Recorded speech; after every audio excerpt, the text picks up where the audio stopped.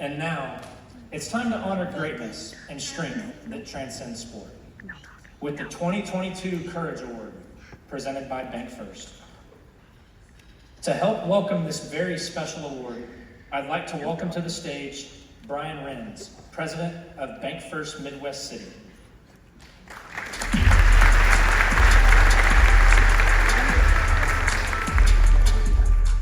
On behalf of Bank First, it is my pleasure to present this year's Courage Award. What an honor it is to recognize this amazing student, athlete, and person. Jacobi Sebock of Midwest City High School.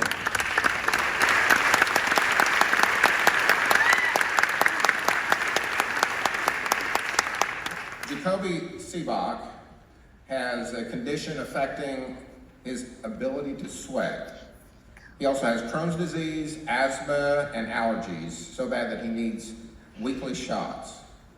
Yet none of this has stopped him from becoming the best player of Midwest City boys basketball team and one of the best players in the state of Oklahoma.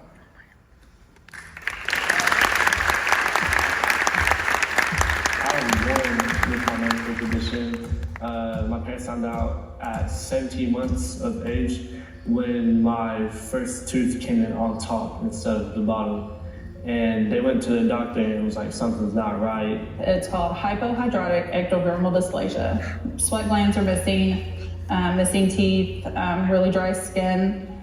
He has asthma, weekly allergy shots.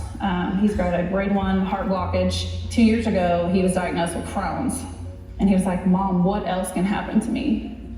Growing up with it was the hard part without sweating, because sweating cools your body down. They found like cooling vests, cooling wristbands, headgear that keeps it cool. We carried the ice chest around to every one of my sporting events. We'll dip my cooling vest in there. At the beginning of the game, I go to the bench, I take it off, then I switch it out with another cooling vest. I don't know that I necessarily saw fear in Jacobi, more so than fear in us, just scared of what could happen. Nobody could tell us how hot he could get or what he could do or not exactly do, because we'd be like, are you sure he doesn't have sweat glands? And so when they did the biopsy, they were like, no, you don't have any. I'm like, what limit can he do? And they're like, don't push it. We never sugarcoated it for him. We let him know, you can overheat and you can die. I had Jacobi at the camp. He said he's having trouble breathing, and of course I had the cooler with me, but it just seemed not to work. I can remember taking him outside, dashing him with every little bit of equipment that I had, cooling towels, frog towels, pouring water out of the ice chest, and I couldn't regulate his body temperature, you know. He kind of fainted in my hands. When I'm rushing down the street to take him to the hospital. And when I got there, his body temperature was 104. And they told me that he should have died. The scariest moment ever. As you can see, every time I think about it, I get emotional because it was just him trying to be a kid. Coaches, they were scared to put me in because they didn't want to take no chances of me overheating and passing out. It took till his junior year for the coach to be like, I see Kobe. I don't see anything else.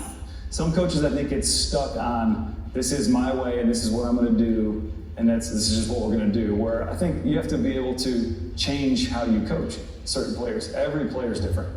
I wasn't scared at all because I saw how he worked. He would just look at me if he needed to come out, and he didn't look at me that often to come out. I stopped using my cooling gear 2 years ago, going into my junior year of high school. And this year, I didn't have to wear it at all. I can control my body temperature now really good. Watching him grow out of it and being able to see him manage it, it was just more calming to see him be able to go out there and do it, and more so that we didn't have to carry around a lot of coolers.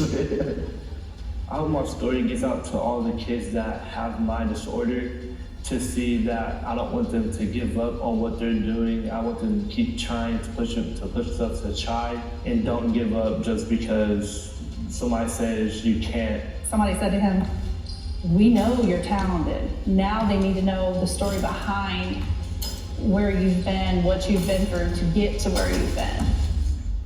I want to go to college and play basketball and hopefully go to the NBA, but I got to keep working.